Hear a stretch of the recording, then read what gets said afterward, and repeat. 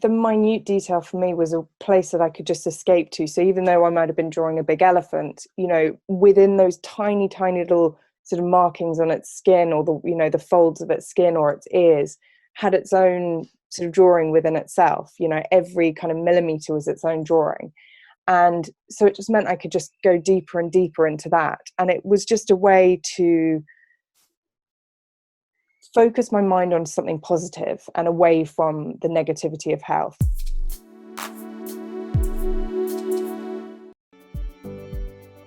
Welcome to today's Soulfood Sunday.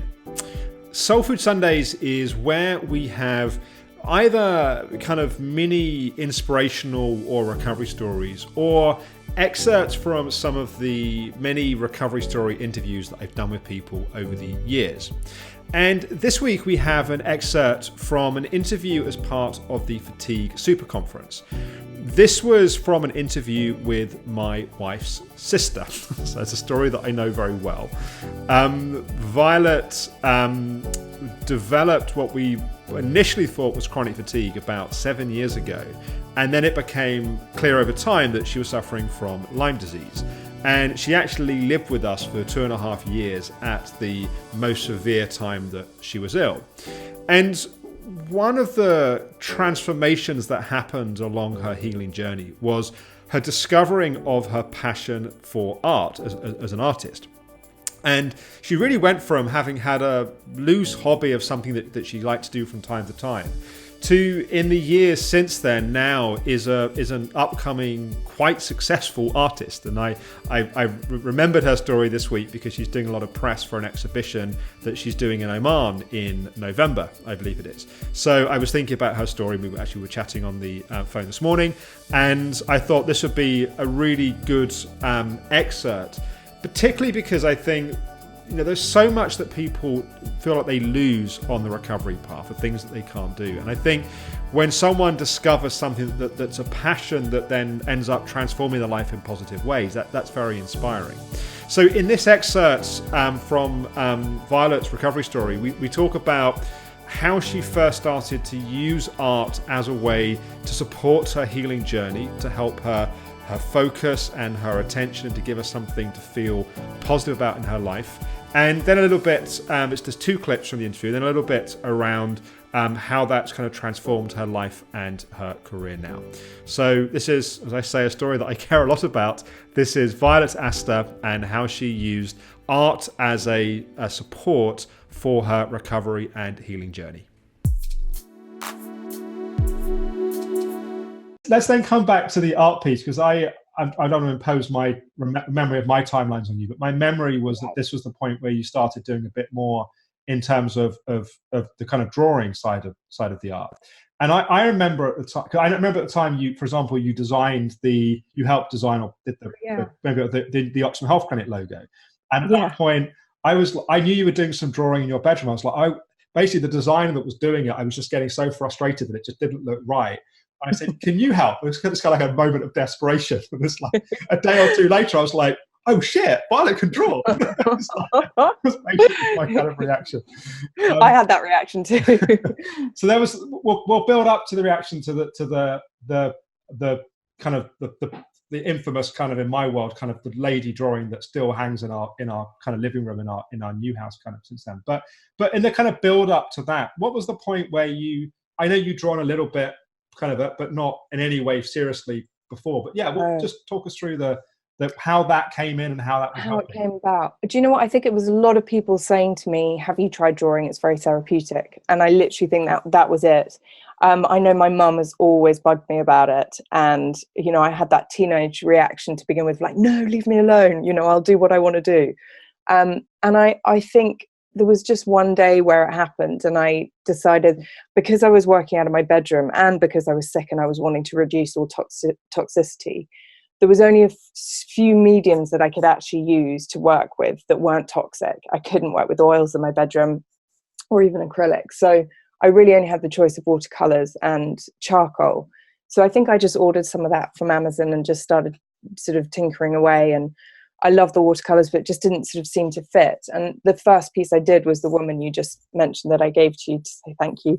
And it was it was amazing. It was just the minute detail that I was putting into it. Just I got completely lost, and it would take me away from everything. And you know, they say that that kind of meditative process reduces stress, anxiety, you know, helps with depression. And I definitely found that I could spend hours up there. You know, I remember thinking, oh my God, it's nearly dinner time, but I'm just in a, you know, I'm a million miles away, and just enjoying being there. So it was, that was what sort of kickstarted it.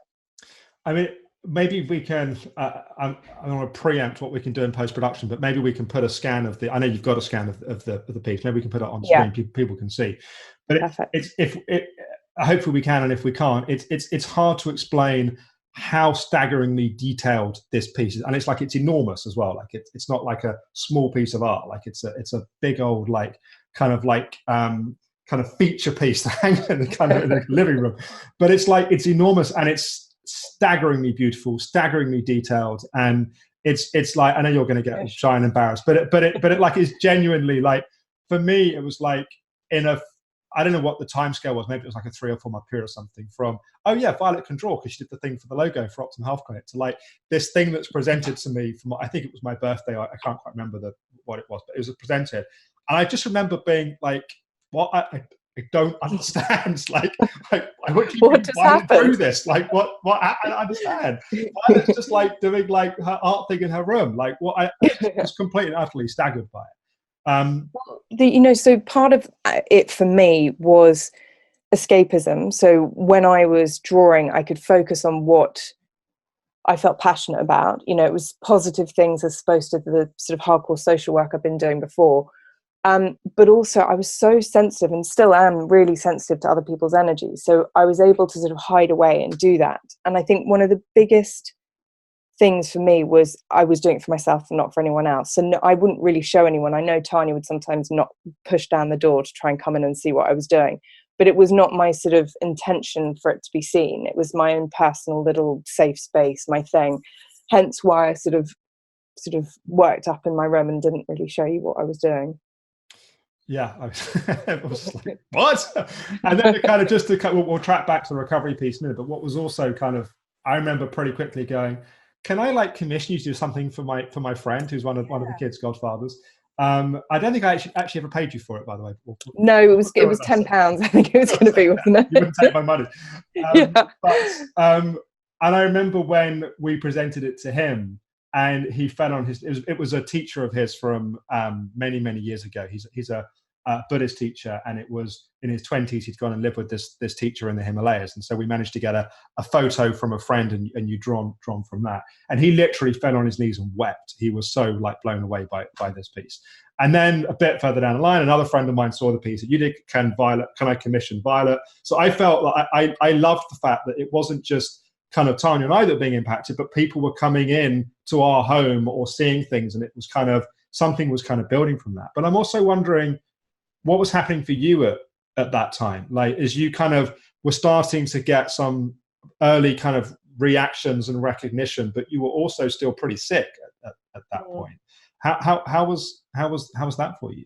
I still think I was really determined that it was never gonna be a career or anything. I was sort of doing the piece for your friend as another way of thanking you, and that was as far as it was going to go. I was so adamant that I didn't think the work that I was producing was any good to show, but I also knew that it was my own private and personal thing, that if I started to sell it or do it for other people, that it would just change the whole dynamic of what I was getting from drawing, which was just peace. And I knew that if I had that pressure, it would there'd be more stress involved, right, which I was trying to reduce.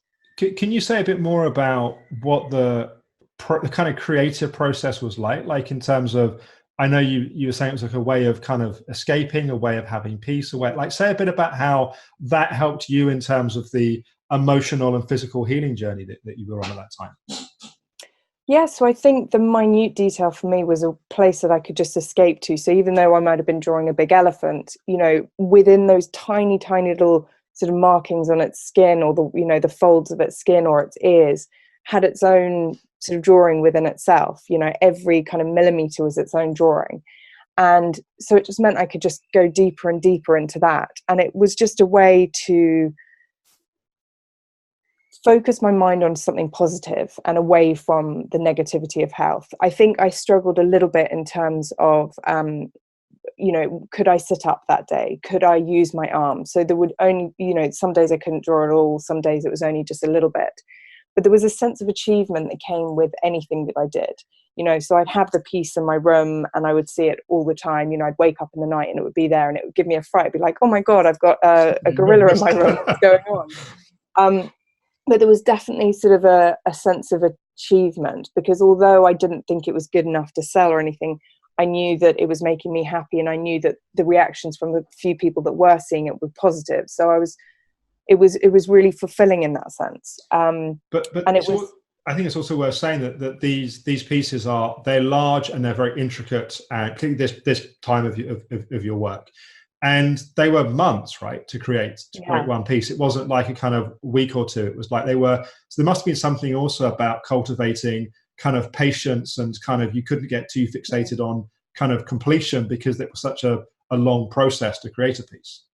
Yeah, that's really interesting. I don't think I ever necessarily thought of that at the time, because there was no time limit. And I think that was what was so precious about it. I felt lucky enough that I could live with you guys. There was never that pressure for me to be able to have to earn to survive.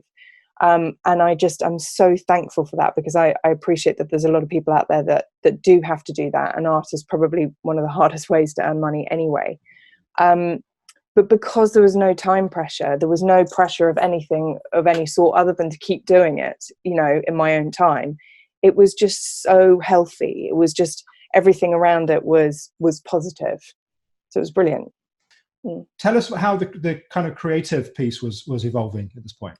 Well, so I was still drawing, again, no intention to do anything with it. And my mother and my other sister very naughtily went off behind my back and took some of my artwork to a gallery and said, do you think you could do anything with this? And he said that he liked my work and he wanted it to be in a show in sort of 2 months' time. I think it was 2 months after that.